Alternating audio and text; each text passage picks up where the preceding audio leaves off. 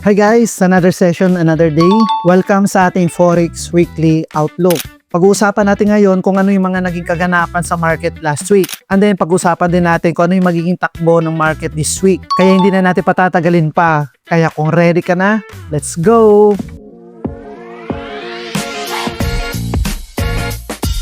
So ito guys, this time mag-i-start na tayo ng tama kasi do sa mga previous natin na video, hindi tayo nakakapagsimula dito sa nakikita nyo sa screen. Ito yung tinatawag nating myfxbook.com. Bago tayo mag-analyze ng market, kailangan tignan muna natin yung economic calendar dito sa website na to. Pwede rin po sa forexfactory.com. Dito sa economic calendar, dito natin makikita yung mga high impact news na nakaschedule na mangyayari dito sa market. Para bago mangyari yon, prepared tayo at maiwasan natin na mag-trade during high impact news. Okay? Para iwas na rin na ma-wipe out yung capital natin. Kasi guys, during high impact news, hindi natin talaga control ang market. It's either favor sa atin or against sa setup natin. Para maiwasan natin yon, tignan natin yung economic calendar. Once na nag-start na yung news, pwede tayo mag-entry after 30 minutes, 1 hour, para alam natin kung ano yung magiging next move ng market. So pagpunta mo dito, myfxbook.com, and then i-click mo lang tong economic calendar. And then dito guys, sa economic calendar, katulad nito, Monday, January 26, mapapansin mo dito sa gilid, ito yung mga date and then time. And then ito yung mga currency pairs. Ito yun, no? And then dito sa gilid, ito yung kumbaga parang pinaka, ano ba tawag dito? Is yan, yung pinaka-impact niya. Ito, ayan. May low, may high, may low, may medium, may high. So, ang kailangan bantayan mo dito lagi is itong mga naka-high. So, katulad nito, January 26, 5 p.m. Mayroong high impact news sa euro currency. So, lahat ng euro, so lahat ng currency pairs against euro, magkakaroon siya ng malaking movement. So, ito, tignan natin para aware tayo kung ano mangyayari doon sa currency pair or sa asset natin na trade natin. Okay? So, 5 p.m. ito. Ayan, pagdating ng 9:30 p.m. So, 9:30, possible yan dito sa Pilipinas kasi during November to April, ahead tayo na 13 hours.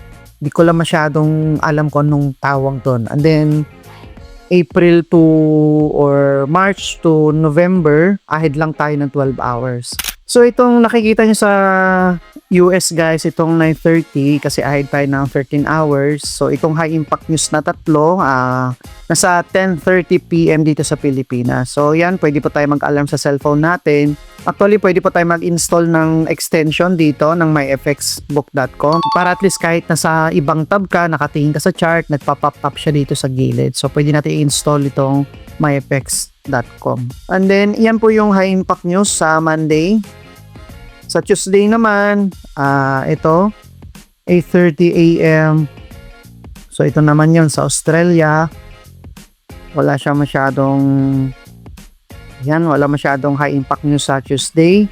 And then sa Wednesday, ito, madami-dami. Australian dollar, CPI.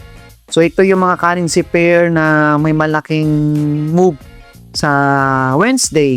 So, katulad ng AUD USD, JVT USD, AUT CAD, basta yung mga currency pair na may AUD. And then, sa US, itong Canadian dollar. So, BOC interest rate decision. So, possible, mayroon din na malaking movement. Actually guys, ang pinakamalakas talaga na mga high impact news, itong New York session. So, nag-i-start yung high impact news, mga 8:30, hanggang 2 a.m. mayroong mga ganyang nakaschedule. So, madalas na high impact news kapag 8:30 to 9:30 p.m. yan yung mga CPI, NFP. So, mababasa nyo rin yan dito, pati yung naming niya. And then, yung mga 2 a.m. naman, yung mga interest rates ng mga Federal Reserve ng US. So, pagdating ng Thursday, ito to guys, Fed interest rate decision. So, 3 a.m. siya. Ito yung sinasabi ko. So, 3 a.m. So, mga 4 a.m. yan dito sa Pilipinas. Ito kadalasan minsan yung may mga malalaking move, yung tipong pumipitik ng ganyan. So kung yung capital mo medyo limited, iwasan mo to. Di bali nang hindi masabayan to, basta maprotektahan mo lang yung capital mo. Kasi along the way, kapag maganda naman yung strategy mo, makakakita at makakita ka ng mga setup na magaganda sa market. So dito, base, previews, 3.75%. And then, ito, consensus, kumbaga ito yung magiging current na magiging interest rate is 3 AM sa US. 3.75. So, kumbaga, wala masyadong pagbabago. So, it's either magkaroon ng impact yan or may kaunting galaw yan. Okay? And then, Japan Yen, Thursday, ito. Pagkagabi ng Thursday, ito yung mga high impact news. Ayan. And then, sa Friday, okay, so high impact news during hapon, afternoon, dito sa Euro, dami oh. Yan, ingat-ingat lang din po tayo dyan kasi grabe yan guys. Minsan nang wipe up yan ng account. Kaya doble ingat. And then ito sa Friday 9:30 PM, so 10:30 dito sa Pilipinas, PPI, so malaki, medyo malaki-laki din yung moves niyan. Okay? So ito guys, ito yung high impact news natin for this coming week. Simula bukas, obserbahan natin to, ito mga schedule na to. So ulitin ko, install nyo po yung MyFX dito sa sa Google extension para mag-pop up lang siya na mag-pop up. Kasi doon sa may extension guys, pwede nyo pong iset. Halimbawa, ito high impact news, 9:50 ng gabi. So, doon sa extension, pwede nyo pong iset ng 30 minutes, 2 hours before. Magpa-pop up siya bago siya mangyari itong high impact news. Okay? Next, after natin ng economic calendar, punta naman natin tong US dollar index. So, itong currency guys, dito natin chine-check kung ano ba yung takbo ng dollar against sa mga major pairs katulad ng gold, saka yung BTC, and then yung other major pairs. So, tingnan nyo guys, oh. Actually, tingnan nyo na halos na-predict ko din siya dito sa area na to. So, naglagay ako dito ng POI, sell zone POI. Umakyat siya ng ilang araw. Umakyat siya ng 26 days hanggang nagdire-diretso siya na pumulusok. And then, naglagay din tayo dito ng ito, sell side liquidity, label pati ito. So, halos lahat na hit. Okay, so kung ito, natitignan or nababasa nyo mabuti, itong DXY, nakakapagbigay ito ng magandang confluences dun sa mga other major pairs. So, tingnan nyo, grabing bulusok niya, no? Then, sa 4-hour time frame, so, pababa talaga siya, guys. Wala tayong makitang magandang setup pa dito. And then, ito yung sell zone or supply zone kung saan siya nagsimula. Kapag bumalik yung presyo dyan, ito. And then, dito sa area na to, mag-antay tayo ng confirmation. So, by Monday or next week, double check din natin yung setup natin. Kasi ito guys, so, pababa talaga siya. Nag-iwan pa ng fair value gap dito sa area na to. And then, posibleng balikan to ng market. So, kung yung tinitrade natin, gold, tapos BTC, Euro USD, kapag bumalik itong market na to dito sa area na to, syempre bababa yung mga currency pairs na against sa US dollar. Double check din natin, right? So ito yung analysis natin sa DXY. So, sa ngayon wala tayong makita maganda setup kasi pababa siya. Pero dahil nag-iwan siya ng fair value gap and then itong napakahabang displacement, posibleng by next week babalik siya dito sa area bago siya bumaba. Alright? Or ito din, isa rin sa mga POI natin. So, eto, pwedeng mangyari ganyan at ganito. So, may dalawa tayong point of interest. Okay? So, punta tayo ngayon sa may gold. Grabe guys, ang daming paldo dito sa gold. So, tingnan mo, kung nasabayan mo tong area na to, dito yung demand zone, tapos nag-entry ka dito. Ayan, nag-entry ka sa area na yan. Imagine mo, anong araw to? January 2 hanggang ito oh, in just 21 days umakyat siya ng 8,619 pips. Ganyang kalaki yung big move niya. So kung ikaw nakapag-hold ka sa area na to, napakalaki po niyan. Okay?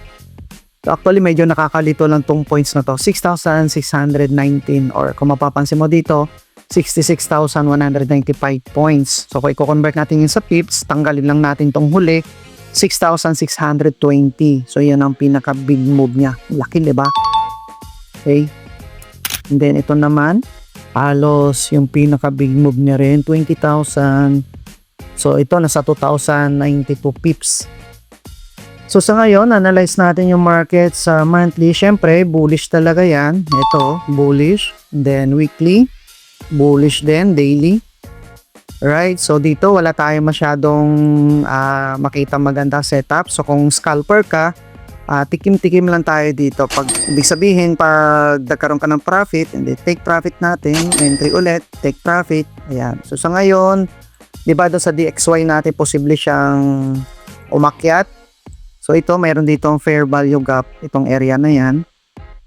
Posibleng balikan to ni gold, ganyan, at bago siya aakyat. Okay, so yan yung nakikita nating setup. So by Monday, tignan natin kung paano siya babalik dito sa area na yan. Kasi sa ngayon, halos wala tayong makita ang napakagandang setup. Bullish momentum siya.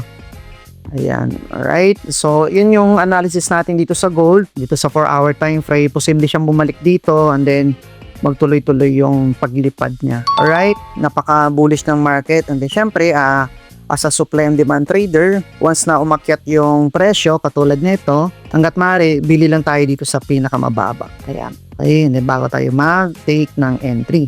Alright, so yan yung analysis natin dito sa gold. So, punta naman tayo guys dito sa BTC USD. Alright. So, dito sa monthly, ayan, sa monthly, yung analysis natin. Sa ngayon, yung market nasa may demand zone. Ito, nasa demand zone siya. Nandito siya sa pinakababa. So, possible dito, possible na mag-take off, mag-start na mag-to-the-moon yung presyo. Okay, so tingnan natin kung ano yung mga confirmation sa lower time frame. Sa weekly, ganun din. Nagkaroon dito ng range. Ayan o, range tawag dito. Yan, nagkaroon ng accumulation sa area na yan. Okay, so mag-aantay tayo ng confirmation kung ano yung mabibigay yung confirmation. It's either mag-bearish ba or simula na ulit ng paglipad ng Bitcoin. Right? So sa weekly, nagkaroon siya ng ranging and then punta tayo sa daily. Sa daily, ito, currently, nandito siya ngayon sa demand zone. Pwede tayong mag-antay ng formation at pwede tayong mag-take ng entry dito sa level na to. Alright. Ayan, okay.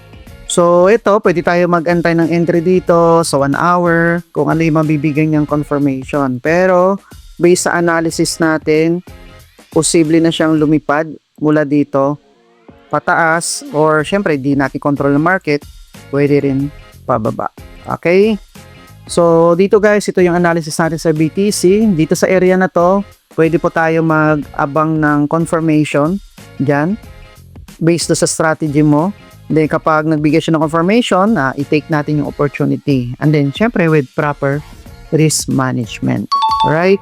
So, ito yung analysis natin dito sa may BTC na possible this week or this coming week, paakyat na siya. Sa ngayon, nasa level siya ng $89,000. So, ang expected natin, magsisimula na ulit siya mag-to-the-moon next week. Baka bumalik ulit siya doon sa 125,000 na level.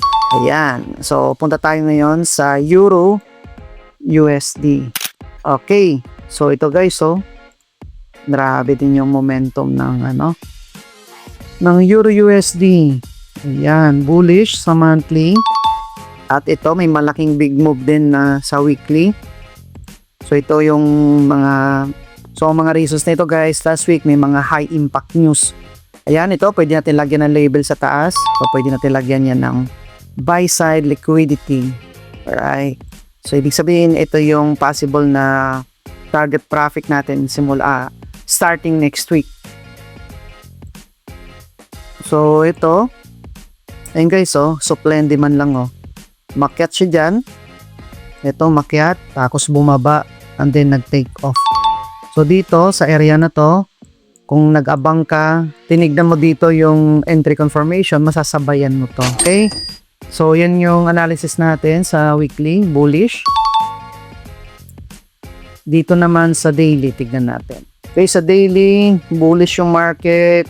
And then, ito, meron siyang fair value gap. So, ito yung fair value gap natin sa daily. Okay. Ito guys, may possibility na bumaba to kasi dun sa DXY may ganun din movement at iwan na fair value gap na posible ding balikan ni market and then bago siya umakyat pataas. So ito by Monday, antay lang tayo ng mga other confirmation. So for hour, so ito pwede tayo maglagay ng label dito sa area na to gamit yung Fibonacci tool. Ayan. And then antay tayo ng confirmation dito. Okay? Bago tayo mag-take ng entry. Sa ngayon, ang market natin sa Euro USD, palipad talaga siya. Yung gold, sobrang lipad din. Okay, so ito yung analysis natin dito ngayon sa may Euro USD. So by next week, antayin natin bumaba. Hindi mag-antay tayo ng entry confirmation dito sa discount zone. Ito. Well, at least, mas malaki-laki yung magiging profit natin kung bibili tayo dito sa pinakababang area dito. Alright? So, ito yung analysis natin sa Euro USD. So, punta naman tayo sa JBP USD. Ayan. Ang momentum din guys, bullish din. So, next na target profit natin, itong area na to. Ayan. Duplicate natin. And then, nagkaroon dito ng halos equalize itong area na to. Ayan. So, ito yung next na possible na target profit ni itong JBP USD. So, sa weekly, bullish, sa daily. So, titingnan natin ulit is pag nilagyan natin yan ng ito, o nilagyan natin ng Fibonacci tool, dahil malaking move yan, dito tayo mag-abang ngayon ng entry confirmation dito sa discount zone. Kasi ito, nag-iwan siya dito na malaking fair value gap na posibleng balikan niya ni JBP USD. So, kung ikaw, dito ka mag-take ng entry, napakalaking risk po niyan. Baka kasi posibleng bumalik dito. Diba? So, abang tayo by Monday. Tingnan natin kung babalik siya dito sa discount zone. Doon tayo mag-take ng entry para at least ma-maximize natin yung profit natin. At i-target natin tong weekly na buy side liquidity. Itong dalawang linya na yan. Okay? Ito. Ayan. So, ito yung analysis natin sa JBP USD. Wala tayong masyadong magandang setup na nakita. Pero last week guys, ito, nasabayan natin to. Ito, pakita ko sa inyo, isa sa mga A+ entry setup na meron ako. Ito. So, dito nagsimula yung big move, alright? Itong displacement, ilang araw din yung tinake niya bago siya bumaba dito sa level na to. So, isang buwan din. Ngayon, ito yung araw na yon, ayan, Thursday, dito na siya nagsimulang mag-take off. So, ito guys, tingnan nyo. Nagkaroon ng big move dito. Ayan. Tapos, nagkaroon ng retracement or pullback. So, ngayon, nag-abang ako dito ng confirmation at na-take natin yung entry dito sa area na to. At ito yung take profit natin. So, halos nasa 1:5R yung reward natin dito sa area na to. Okay? So, tignan natin sa 4-hour time frame. Ito yon. Then, 1-hour time frame. So, nag-take ako ng entry dito sa area na yan. Right? So, pag take natin ng entry, ayun, lumipad na nga. Ang oras ng paglipad niya, nasa 10 PM. So, nung 10 PM, ito nagkaroon ng malaking move hanggang sa na-take profit niya tong level na to. Ayan. Alright?